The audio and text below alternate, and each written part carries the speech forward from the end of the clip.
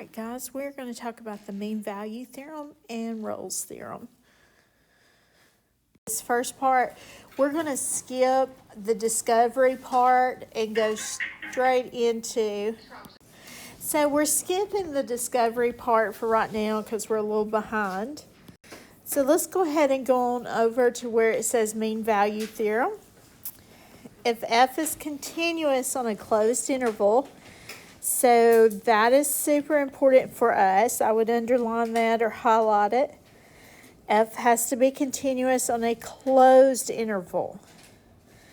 It also is differentiable on an open interval, AB.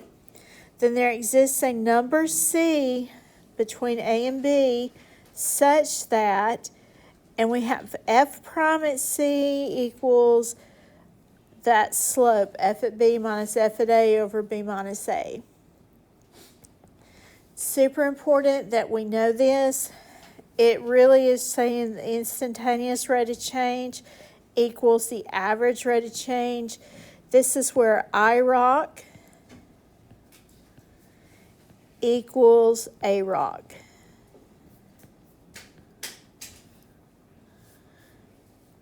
Important for us to remember that. We talked about something similar to this when we developed the limit definition of a derivative, where we had a distance h here and we were making that h approach 0.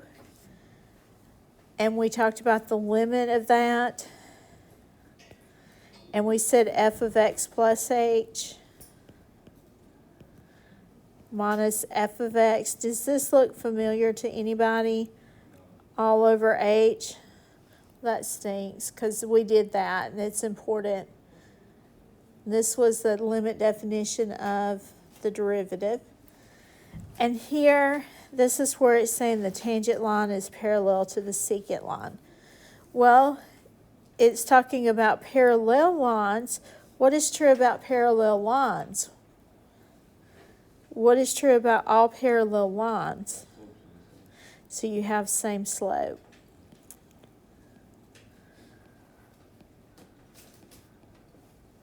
Same slope.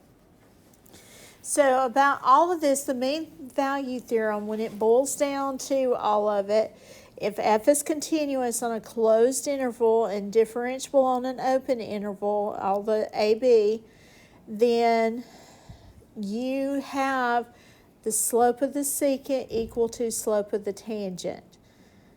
That is very important for us. So mean value theorem, huge for us to work with.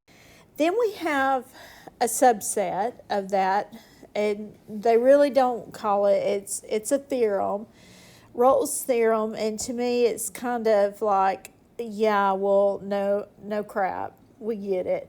But what it's saying is the same idea. F is continuous on a closed interval, differentiable on the open interval. And then Rolle went through and he said f at A has to equal f at B. In other words, my y values are equal. My x values are different. I have two different x values. A and B are different. But then A and B's y values are the same. Well, whoop-de-doo, look what that makes. What kind of line is that? It's a secant line, yes. But what kind of secant line? What kind of lines run like that? It's a horizontal line. So guess what's going to be true about this tangent line? It's parallel to the secant line, yeah. And what's true about its slope? It is going to be the same. What kind of slope do horizontal lines have? What kind of slopes do horizontal lines have?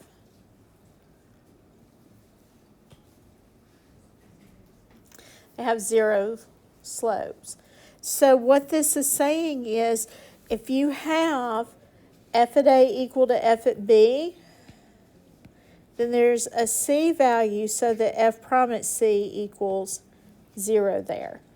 Well, yeah, obviously, because you've got a horizontal line there, and you're running parallel to that horizontal line, so your slope on both is going to be 0, because they're both horizontal lines. So that's the idea of Rolls theorem. So has to be at least one number between A and B so that the tangent line is horizontal. So that's going to give you your slope there of 0. All right, now for this one, we're going to plot our points and answer a couple of questions about this. So plotting our points, we're going to go through and get us a nice smooth curve from these points. So let's go through right quick and do some plotting.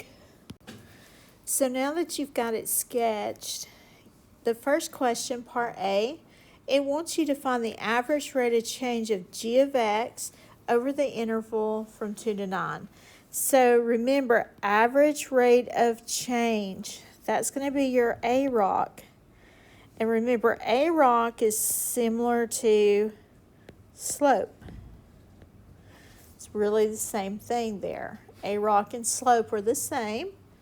So what we're going to do for average rate of change, and it gave us our interval from 2 to 9. So we're going to say g at 9 minus g at 2 over 9 minus 2. And then we go to our chart and we see that g at 9 is going to be 11 minus g at 2 is 4. All over 9 minus 2 is 7. So it looks like that gives us 7 over 7, which is 1. So our average rate of change there is 1. Okay, now G prime in part B, G prime at 6, is G prime at 6 equal to the slope of the secant line from part A? So for part A, let's see, we've got from 2 to 9. So if we look from 2 to 9, let's look at that secant line, see if we can't draw it. So from 2 to 9, so I'm going to draw, from 2 to 9. 9 was what? Up here at 11.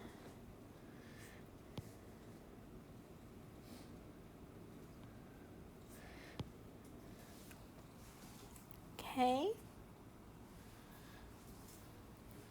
So there's our secant line. We're trying to find that parallel line.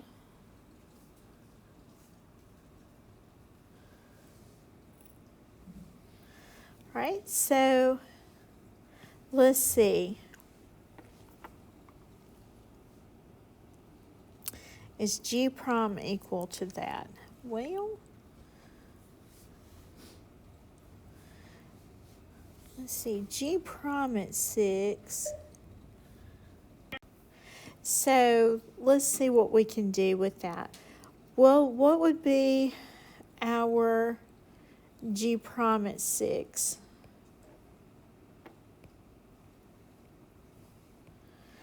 What can we do for that? It's over the interval from part A.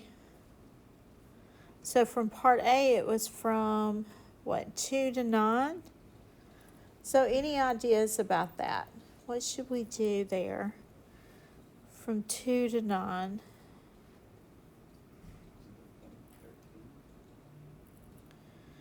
What can we use there? Because our slope, we're saying G prime at 6, so we're kind of looking something here.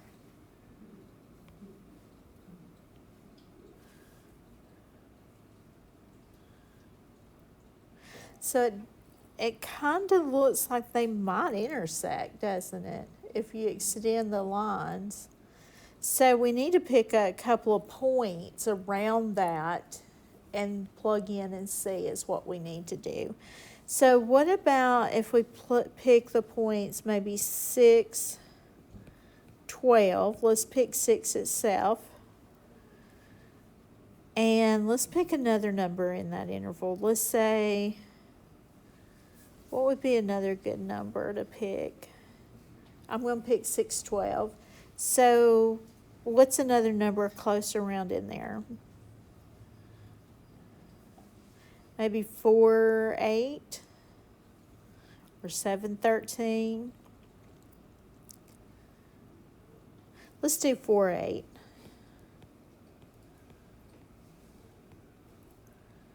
Okay. So changing y. So 8 minus 12 is what? -4 over 4 minus 6 is going to be what? -2. So that gives me a +2, doesn't it? So we do have a positive slope, so we know that part's right. The line is right. But is it equal to, is G prime at 6, our estimations for G prime at 6, is that equal to part A, is the slope of the secant line in part A? No. It's not equal to it. It looks like there is some kind of line there, but it's not the one that we have. Okay, does Rolls' theorem apply over the interval from 4 to 9? Well, what had to be true? What has to be true for Rolls' theorem to be true, for us to even use Rolls' theorem? The endpoints had to be equal, so f at 4 had to equal f at 9. So let's go look. What was the f at 4? F at 4,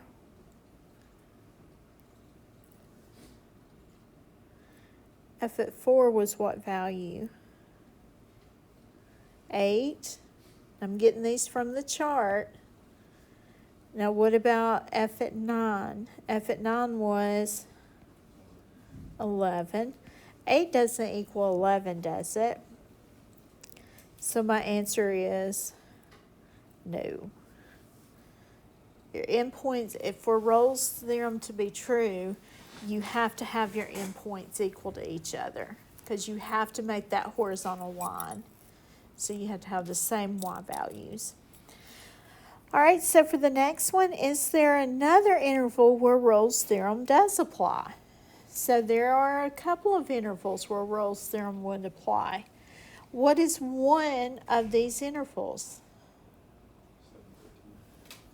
From 7 to what?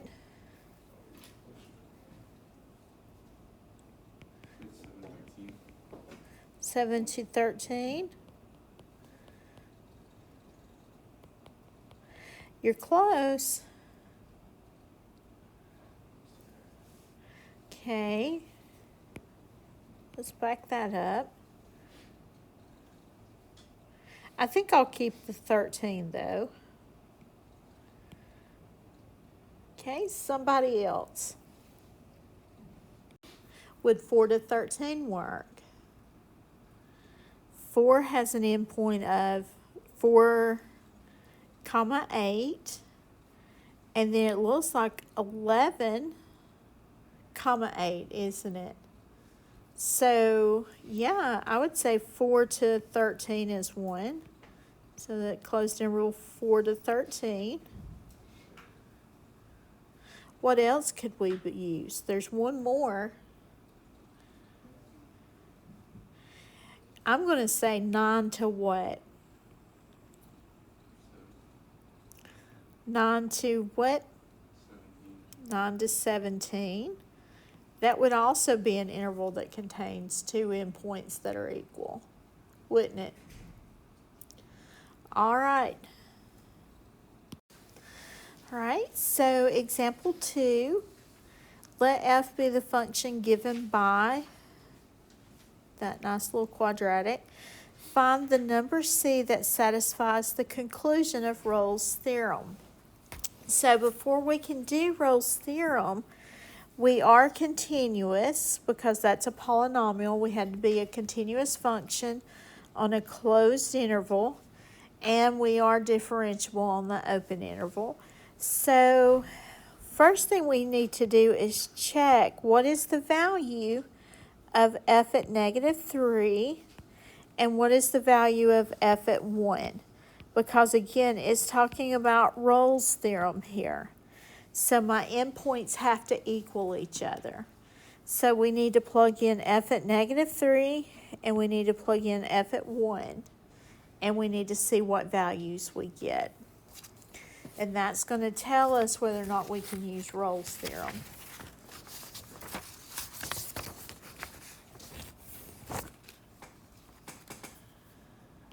All right, so what is f at -3 and f at 1?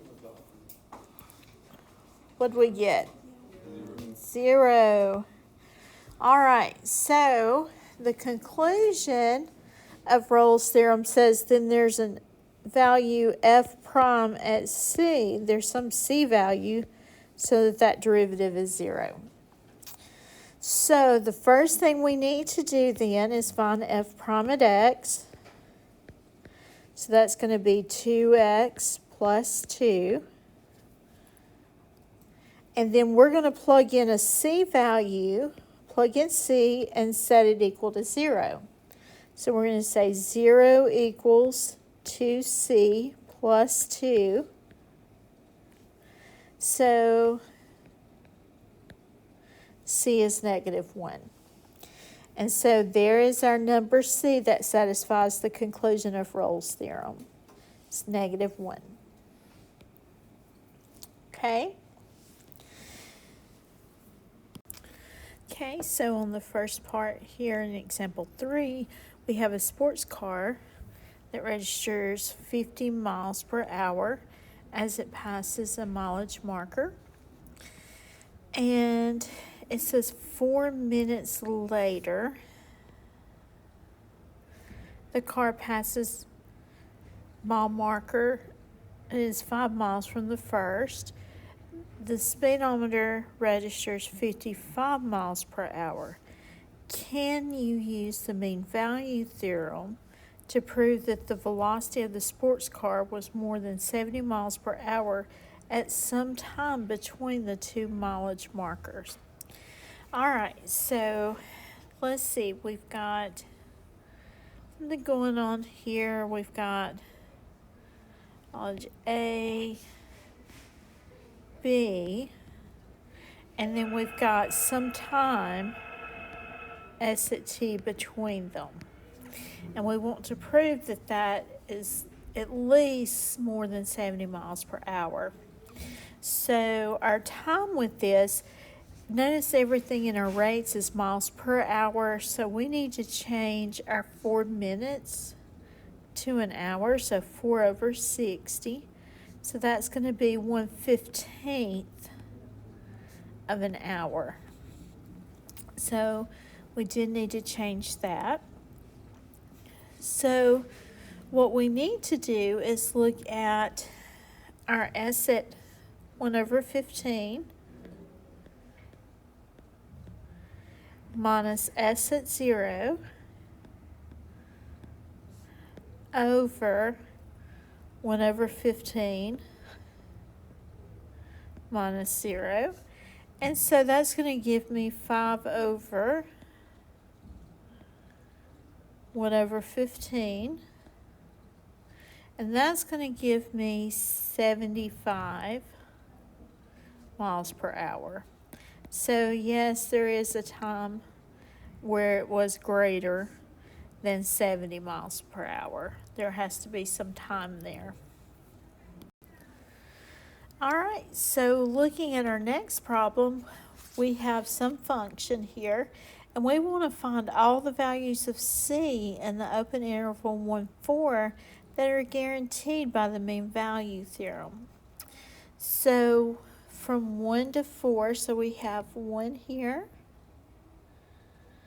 and then 4 way up here. So we have this secant line.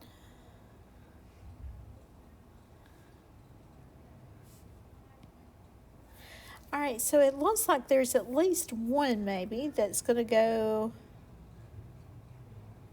something like that, run parallel. So let's see, we've got 1 and 4, so our ordered pairs that we have, we need F at 4 minus F at 1 over 4 minus 1. And so let's see, what's that going to give us? F at 4 is going to be 4 minus F at 1 is going to give us 1 over 4 minus 1, which is 1. So let's see, that's going to give us, again, 1 there. So the next thing we need to do here is find F prime at C. So that was your average rate of change. You need to find your F prime. So F prime of X, the derivative of 5 is 0. And we really have that negative, this is negative 4x to the negative 1 sitting there. So that's going to be 4x to the negative 2, which was going to be 4 over x squared.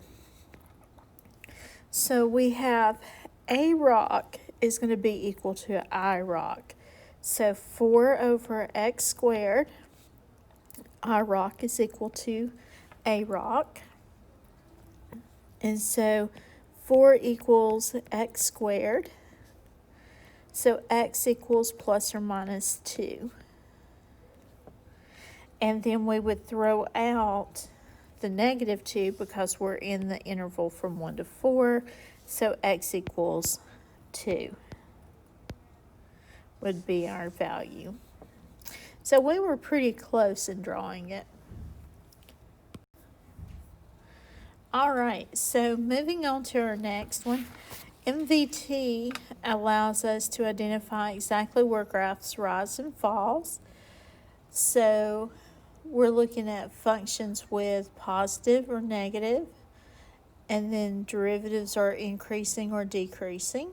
So here for our first, or example 5, we have find all of the values between the X-intercepts for Rolls Theorem that holds for the roots of 4x squared minus x to the 4th. Verify with your calculator. All right, so we need f of x to equal 0. And that's going to be 4x squared minus x to the 4th. So we're going to say 0 equals, and we're going to factor this. So I'm going to take out an x squared, and that's going to leave me, oops, I don't need equals on there, goodness. That's going to leave me with 4 minus x squared. And so from here, we're going to get x is 0, and then we're going to get 0 equals 4 minus x squared. So x is going to be plus or minus 2. Okay. And so looking at our derivative for this, f prime is going to be, prime at x is going to be 8x minus 4x cubed. And then we're going to factor out and set equal to 0. Let's take out a 4x. That's going to leave me with 2 minus x squared. So 4x is going to give me 0. And then 2 minus x squared equal to 0. Then that's going to give me x is plus or minus the square root of 2.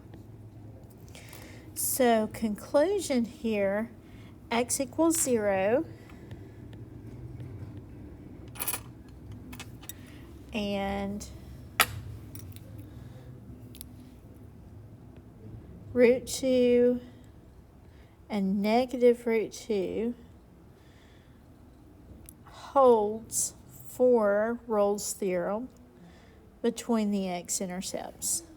Now keep in mind our x-intercepts here was right here and here, and then our derivative, we got a 0 and positive and negative root 2, which is between positive and negative 2.